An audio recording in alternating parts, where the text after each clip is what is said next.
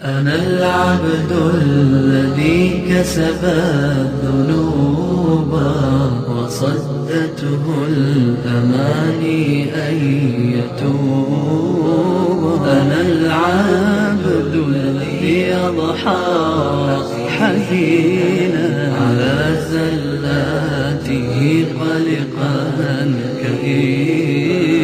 أنا العبد الذي كسب الذنوب وصدته الأماني أن يتوب. أنا العبد الذي Allah özünü mümin dep atadı ve özüge itaat kılgan, itaatkar bendilerine hem müminler dep atadı. Ya Rabbi, sen nime digen uluksan ya Rabbi?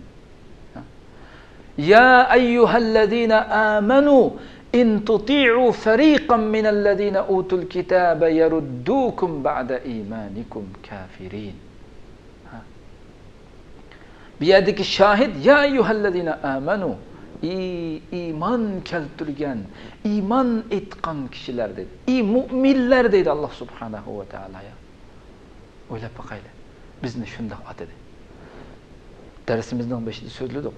Hiçbir padişah özünün kol astideki bire halkı ya kol astideki bire işçisininki özü bilen okşaş mertebede, okşaş isim bilen atılışa razı olmaydı.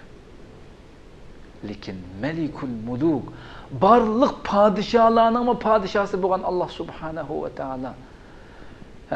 Özünü mümin dep atıgan Allah Subhanahu ve Teala özümüzni mümin dep atışımızga ruhsat berdi.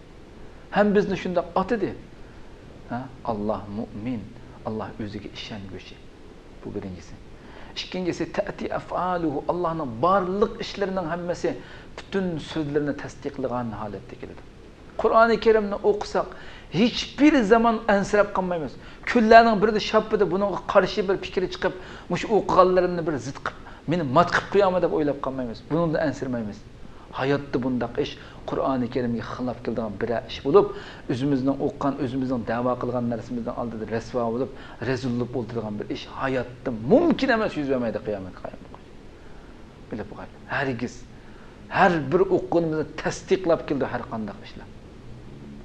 Allah Subhanahu ve Teala digen sözge itiqat kılsak, bütün hiçbir zaman bir ilmi hakikat oturga çıkıp, kelgüste dünya kancık terakki kıp kessin, kıyamet kayım boğucu. Bir ayet sözlengen bir nesinin ki batıl işkenliğine, hata işkenliğine ispatlap çıkırgan bir ilmi hakikat meydana çıkıp kalmayı. Mümkün emes çıkışı. Nauzubillah. Mümkün emes kaderle kıyrandaşlar. Müstahil, mümkün emes. Şunun için kaderli kıyrandaşlar, biz hem Rabbimizin ki bu ikinci manasını biz Rabbimizin barlık ef'al, barlık işlerinin hemmesi Rabbimizin sözlerini tasdiqlagan, kalamını tasdiqlagan halete keldi. Üçüncü bir mana bizge hatirjamlik ata kıldık. Allah Subhanahu Teala hatirjamlik ata kıldı alındı. Özümüz hatirimiz neydi ata kıldı? Bütün sezgi azalarımızda. Barlık bedenimizdeki azalarda. İçki teşimiz, yemek içmekimiz, hava, bütün maddelardaki hususiyetlerinin sabit buluşu. Hemen neside hatirjamlik ata kıldı Allah Subhanahu Teala. Şimdi biz bunda Rabbimizge layık buluşu üçün biz yuqorida degandek bizning hem barlık amellerimiz, barlık sözlerimiz, kılıvatkan iş hareketlerimizin hemmesi kılıvatkan sözlerimizden tasdiqlagan halette çıkışı gerek. Bu şekilde buluşu gerek ki biz Rabbimiz razı bolgan müminlerden bulaylı. Bu bir. İkincisi insanlar biz taraftan hatirjam buluşu gerek dedi.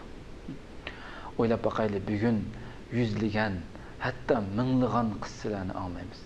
Palanı koyup etipti. Üzümüz işinden gerek palanı hıyanat kıptı. Hatta palanı ayal özünün iyilik hıyanat kıptı. Palanı er özünün ayalı hıyanat kıptı.